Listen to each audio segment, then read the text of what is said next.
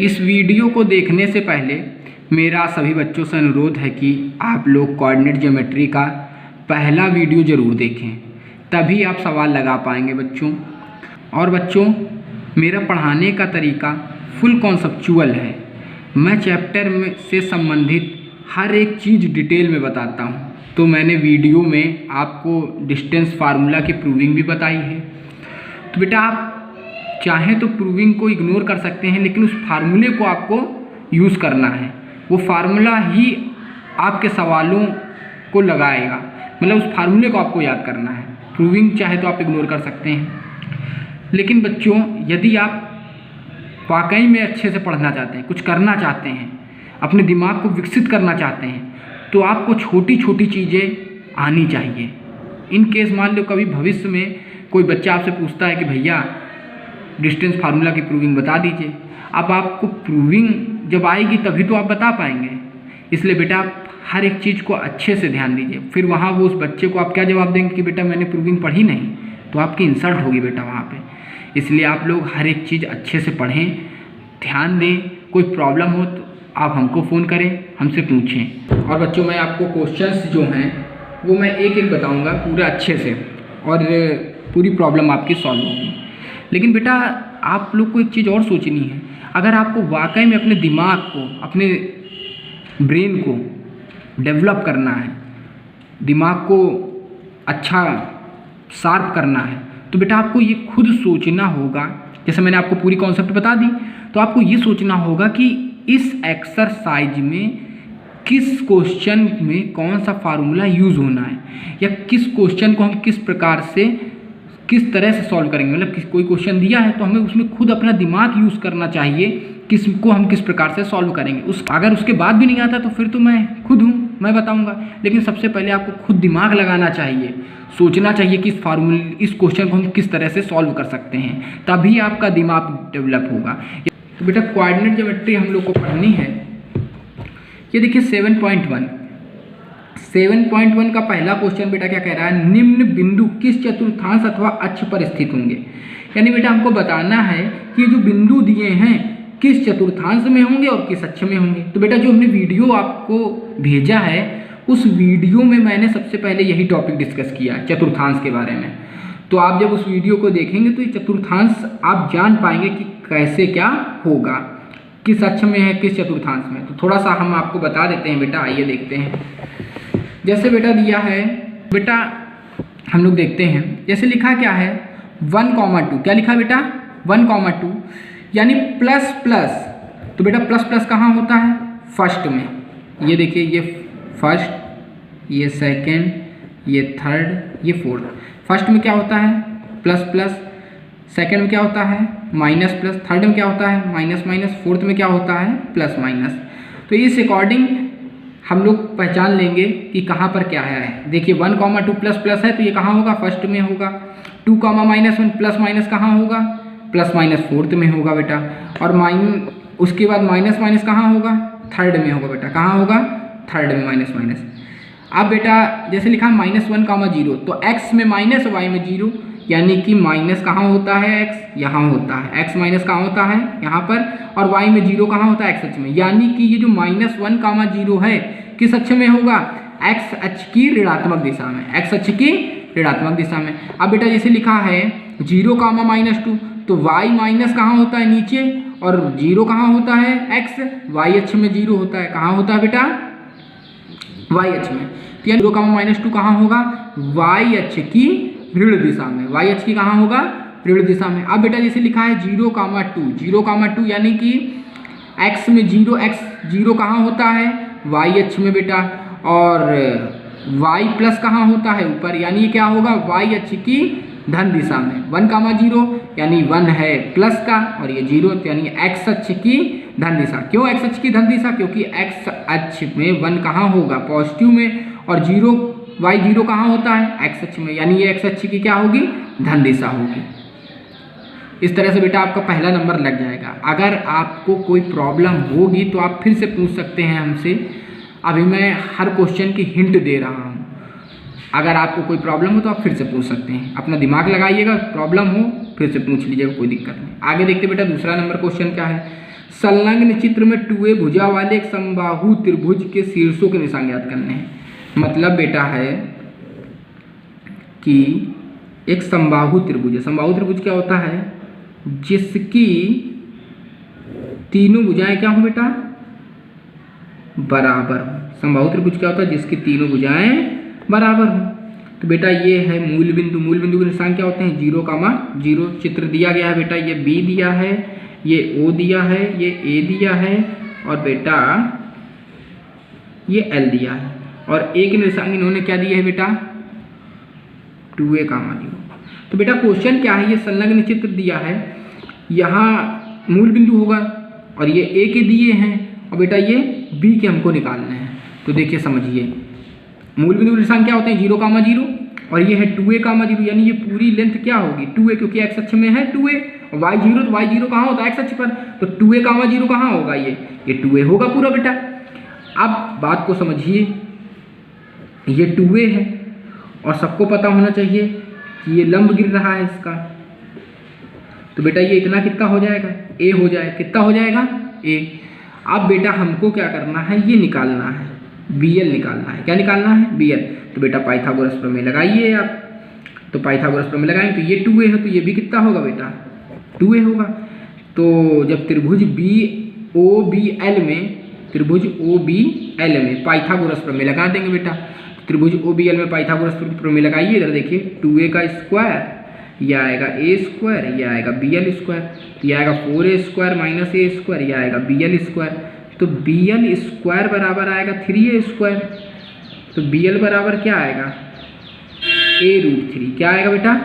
BL आ जाएगा a√3, यानी आएगा a√3।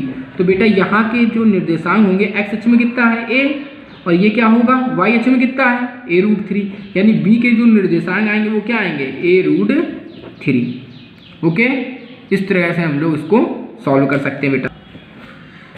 अब बेटा तीसरा क्वेश्चन क्या कह रहा है? एक आयत के शीर्षों के निर्देशांक लिखिए जिसकी लंबाई और चौड़ाई क्रमशः 5 और 3 मात्रक है। एक शीर्ष मूल बिंदु पर स्थित है, लंबी भुजा x अक्ष पर स्थित है और इसके एक सिरे तीसरे चतुर्थांश में स्थित। मतलब क्या है बेटा? एक कोई आयत है, ठीक बेटा, एक कोई आयत है, एक सिरा उसका कहाँ स्थित है? मूल बिंदु में स्थित है। एक सिरा बेटा उसका कहाँ है? एक सिरा उसका मूल बिंदु पर है, लंबाई 5 है, चौड़ाई 3 है और तीसरा शीर्ष कहाँ है? तो देखिए बेटा,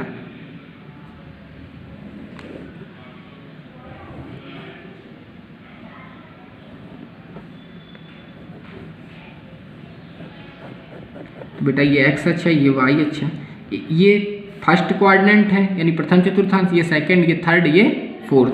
तो बेटा जो प्रथम चतुर्थांश है, एक सिरा उसका तृतीय में चतुर्थांश में है, तो ये वाला सिरा तृतीय में हो गया बेटा। और बेटा एक सिरा उसका मूल बिंदु, तो ये मूल बिंदु हो गया, तो 1 हो गया, 0, 0। बेटा इसकी चौड़ाई कितनी है? 3 है। कितनी है? लंबाई कितनी है? 5 है। तो बेटा आप सबको पता होना चाहिए कि ये क्या है? x अक्ष की ऋण दिशा है, यानी x अक्ष की ऋणात्मक दिशा है। तो ये क्या होगी? वैल्यू 5 जो होगी, आप सबको पता है कि लंबाई कभी ऋणात्मक नहीं होती, लेकिन वो लंबाई दी है उसकी 5। अब चतुर्थांश के हिसाब से आएंगे तो इस तरफ ये काहे का होता है? माइनस का होता है। तो यानी ये निर्देशांक हो जाएंगे इसके -5, 0। अब बेटा सबको पता है चौड़ाई 3 है। चौड़ाई कितनी है बेटा? चौड़ाई हम लोग की 3 है और सबको पता है कि चौड़ाई कभी ऋणात्मक नहीं होती, लेकिन चतुर्थांश के अकॉर्डिंग जब हम लोग यहाँ देखेंगे तो y अक्ष ये काहे का होता है? माइनस का। यानी ये वैल्यू काहे की होगी? माइनस की होगी। किसकी होगी बेटा? माइनस की। तो यानी ये वाला सिरा क्या हो जाएगा? 0, -3। अब बेटा यहाँ वाला निकालना, तो पहले x में जाते हैं, तो x में कितना है बेटा? ये -5 है, तो ये -5 होगा और y में कितना होगा? -3। यानी ये इसके चारों क्या आ गए? सिरे आ गए। कोई दिक्कत बेटा? इस तरह से हम इसको सॉल्व करेंगे। यानी फिर से एक बार समझ लेते बेटा। कह रहा था एक आयत है जिसकी लंबाई 5 है, चौड़ाई 3 है और उसका एक सिरा मूल बिंदु और एक सिरा तृतीय चतुर्थांश में स्थित है। तो इस प्रकार से ये बनेगा बेटा। अब ये मूल बिंदु का निशान 0, 0 हो गया, लंबाई 5 है, लेकिन इधर x अक्ष माइनस का होता, तो यानी ये हो गया -5, 0। चौड़ाई 3 है तो ये y अच्छी यहाँ पर क्या होगा माइनस का, तो 0, -3। और बेटा इसके निकालने तो पहले x में चलते हैं फिर y में चलते हैं। तो बेटा कितना होगा ये x में -5 और y में -3, तो यानी -5, 3। अब बेटा ये जो चौथा क्वेश्चन है ये आपको इसी प्रकार से स्वयं दिमाग लगाना है, जैसे तीसरा वैसे ही चौथा है। कोई प्रॉब्लम होगी तो आप हमसे पूछ सकते हैं। अब बेटा हम लोग आगे एक्सरसाइज की बात करते हैं। तो बेटा अगली एक्सरसाइज जो है 7.2 वो बेटा पूरी डिपेंड है डिस्टेंस फार्मूला पे, यानी कि वो पूरी किस पे डिपेंड है, बीच की दूरी पर। किस पे डिपेंड है, बीच की दूरी पर। तो बेटा जो पहला क्वेश्चन है इसमें हमें सिर्फ दूरी निकालनी है बीच की। इसके बाद बेटा फिर इसमें क्वेश्चन समदूरस्थ वाले हैं, यानी दूरी है, समदूरस्थ है, संरेखी भी है, इसमें संरेख भी बताना है कि संरेख है या नहीं है। इस प्रकार से इसमें ये क्वेश्चन है, यानी पूरी एक्सरसाइज में हमें बीच की दूरी का यूज़ करना है, संरेख का यूज़ करना है और समदूरस्थ का यूज़ करना है। तो बेटा आइए हम लोग देखते हैं पहला क्वेश्चन। जैसे लिखा है, क्वेश्चन है 2,3 और 4,1, इसके बीच की बेटा हमें दूरी बतानी है। तो इसको x1 मानिए, इसको y1, इसको x2, इसको y2। तो d बराबर क्या होगा बेटा, x2 माइनस x1 का whole square, y2 minus y1 का होल स्क्वायर। तो बेटा x2 कितना है 4, x1 है 2 का होल स्क्वायर, y2 है 1, y2 है 1 और y1 है 3 इसका होल स्क्वायर। तो बेटा 4 में 2 का 2 का स्क्वायर आ जाएगा और ये भी आएगा -2 का स्क्वायर। 2 का स्क्वायर 4 और 2 का स्क्वायर 4, क्योंकि माइनस का स्क्वायर प्लस हो जाएगा। 4 4 8। और बेटा 8 को हम क्या लिख सकते हैं, 2√2। क्या लिख सकते हैं बेटा, 2√2 मात्रक या इकाई। तो बेटा यानी कि ये आ गया 2√2 मात्रक या इकाई भी लिख सकते हैं। दूरी का जो मात्रक होता है वो क्या होता है, इकाई या मात्रक लिख सकते हैं। तो 2√2 मात्रक या इकाई लिख सकते हैं। ठीक बेटा, आगे देखते हैं बेटा। अब बेटा हम लोग समदूरस्थ वाला क्वेश्चन समझते हैं, समदूरस्थ वाले कैसे सॉल्व करेंगे। जैसे कह रहा है चौथा नंबर, देखिए x अक्ष पर वह बिंदु ज्ञात कीजिए जो 2, -5 और -2,9 से समदूरस्थ है। मतलब x अक्ष पर बिंदु ज्ञात करना है। तो बेटा x अक्ष पर हम लोग बिंदु मान लेते हैं, क्या है, माना बिंदु है a, 0। x अक्ष पर बिंदु क्या मानते हैं, a, 0। x अक्ष पर y बराबर क्या होता है बेटा, 0। तो a, 0 हमने बेटा मान लिया। और तो बिंदु कौन सा समदूरस्थ है इसमें, 2, -5 और बेटा है -2,9। मतलब क्या है, x अक्ष पर वह बिंदु ज्ञात कीजिए जो इन दोनों बिंदुओं से क्या है, समदूरस्थ है। मतलब हमें x अक्ष पर वह बिंदु बताना है जो इन दोनों बिंदुओं से क्या है, समदूरस्थ है। यानी बेटा यहाँ पर बात ये आती है कि ये जो पॉइंट है ये इससे और इससे समदूरस्थ, समदूरस्थ का मतलब समझिएगा, यानी ये जो बिंदु है जितनी दूरी पर इससे है उतनी ही दूरी पर इससे है। यानी कि बेटा अगर इसको P मान ले, इसको Q मान ले, इसको R मान ले, तो जितनी दूरी PQ है उतनी ही दूरी PR है।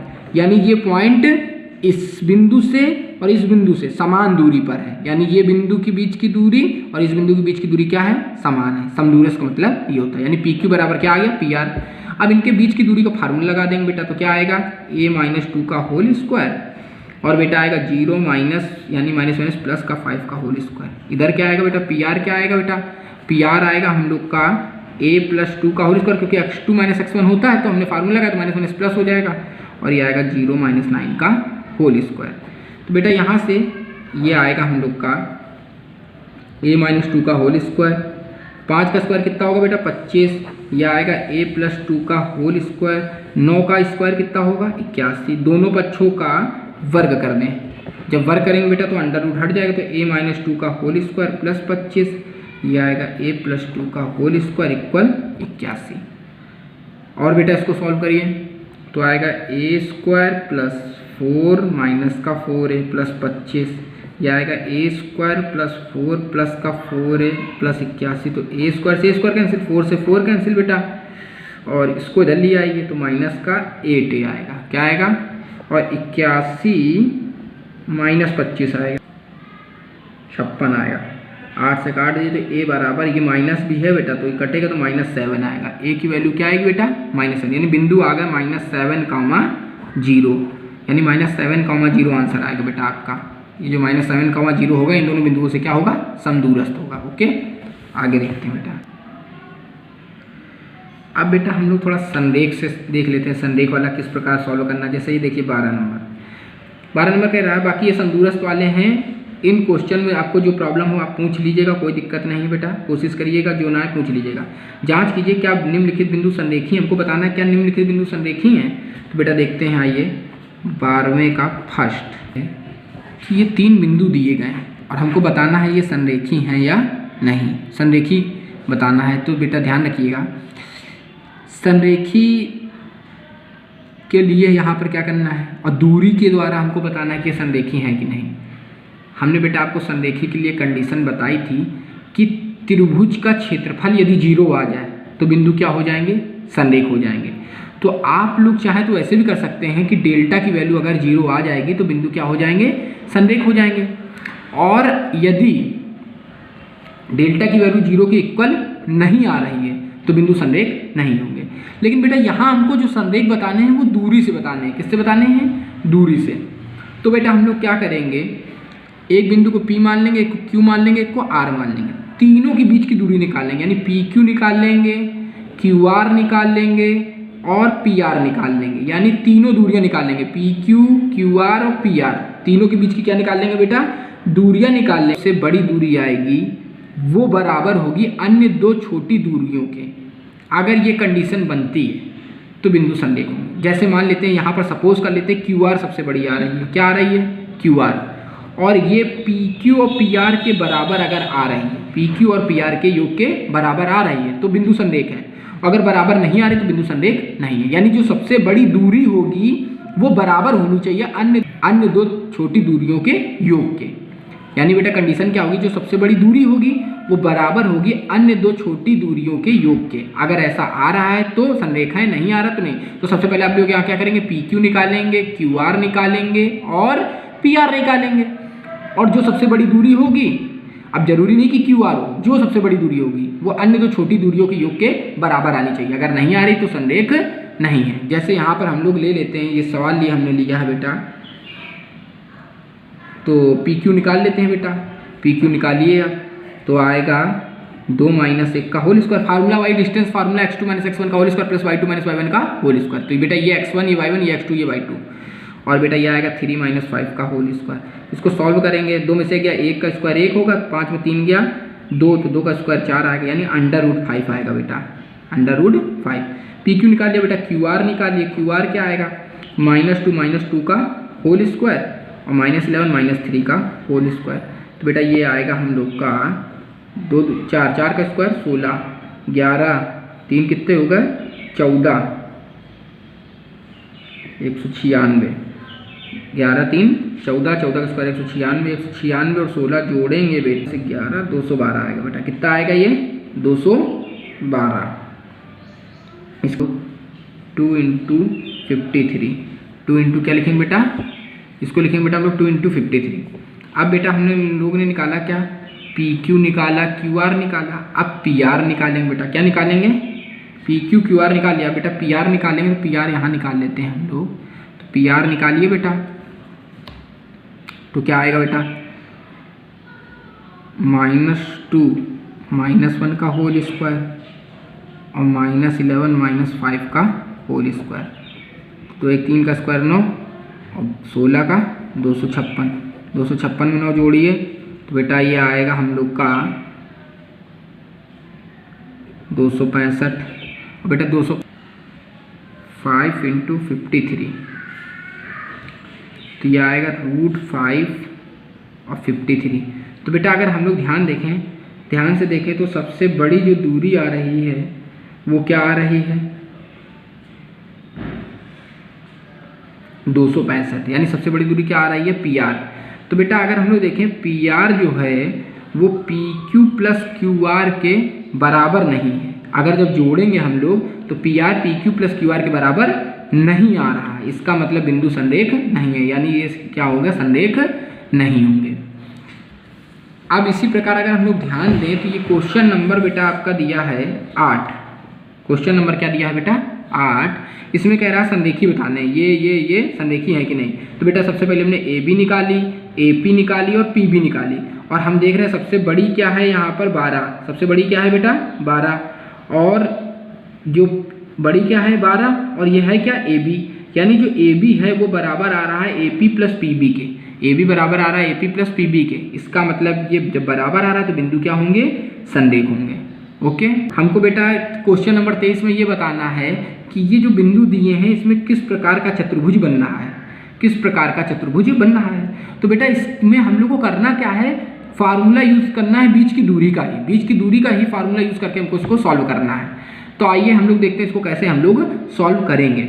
सबसे पहले इसके लिए बेटा आपको ये कुछ पॉइंट लिखे हैं, ये आपको याद होने चाहिए।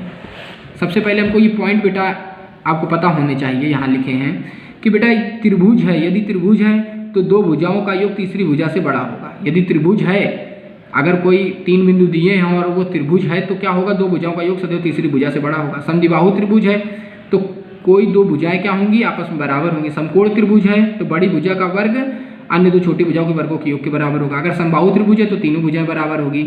समकोण समद्विबाहु त्रिभुज है तो समकोण समद्विबाहु त्रिभुज में क्या होगा, दो भुजाएं बराबर आएंगी और पाइथागोरस प्रमेय भी लगेगी। समांतर चतुर्भुज है तो बेटा चतुर्भुज की सम्मुख भुजाएं क्या होंगी, बराबर होंगी। समचतुर्भुज है तो चारों भुजाएं बराबर होंगी और विकर्ण बराबर नहीं होंगे। आयत है तो चतुर्भुज की सम्मुख भुजाएं बराबर होंगी और विकर्ण भी बराबर होंगे। वर्ग है, चारों भुजाएं बराबर होंगी, विकर्ण बराबर होंगे। समांतर चतुर्भुज है परंतु आयत नहीं है तो चतुर्भुज के सम्मुख भुजाएं बराबर होंगी और विकर्ण बराबर नहीं होंगे। समचतुर्भुज है परंतु वर्ग नहीं है तो बेटा हम लोग को क्या करना होगा, चतुर्भुज की चारों भुजाएं बराबर होंगी और विकर्ण बराबर नहीं होंगे। वृत्त है तो वृत्त पर स्थित प्रत्येक बिंदु की वृत्त के केंद्र से दूरी जो होगी वृत्त की त्रिज्या के बराबर होगी। तो बेटा हमको ये छोटे से जो पॉइंट है इन पॉइंटों को दिमाग में रखना है और जिस अकॉर्डिंग कहेगा उस अकॉर्डिंग हम प्रूव करेंगे। अब जैसे बेटा हम लोग को कोई क्वेश्चन दिया है यहाँ पर, जैसे देखिए क्वेश्चन नंबर 10। क्वेश्चन नंबर 10 बेटा क्या दिया है कि 4 शीर्ष दिए हैं और एक वर्ग के शीर्ष हैं। ये क्या है, एक वर्ग के शीर्ष हैं। तो बेटा एक वर्ग के शीर्ष कैसे होंगे, वर्ग कब बनेगा, जब उसकी चारों भुजाएं बराबर हों और उसके विकर्ण भी क्या हों, बराबर हों। तो ए बी सी डी, तो बेटा सबसे पहले हम लोग ए बी निकालेंगे, फिर बी सी निकालेंगे, फिर सी ए निकालेंगे, फिर डी ए निकालेंगे। चारों देखिए बराबर आ रही हैं, √34 बराबर आ रही है। अब बेटा हम लोग ए सी निकालेंगे, फिर डी बी निकालेंगे, तो विकर्ण भी बराबर आ रहे हैं, चारों भुजाएं भी बराबर आ रही हैं और विकर्ण भी बराबर आ रहे हैं। तो इसका मतलब ये क्या एक वर्ग है। तो जो चतुर्भुज पूछेगा उसकी कंडीशन हमें पता होनी चाहिए, और कंडीशन मैंने आपको अभी यहाँ बताई है कि इस कंडीशन के अकॉर्डिंग हम लोग प्रूफ करेंगे। तो आप लोग अब ये 7.1 और 7.2 सॉल्व करिएगा एग्जाम्पल सहित, और जो दिक्कत हो आप हमसे फिर से डिस्कस कीजिएगा। मैंने आपको हिंट दे दी है, अब आपको क्या करना है, इनको लगाना है। जितने भी इसको एक्सरसाइज में सवाल हैं, चाहे दूरी के हों, चाहे संरेख के हों, चाहे फिर वर्ग चतुर्भुज प्रूफ करने वाले हों, चाहे फिर समदूरस्थ वाले हों, मैंने सब आपको बता दी हैं। जो प्रॉब्लम हो आप फिर से हमसे पूछिएगा।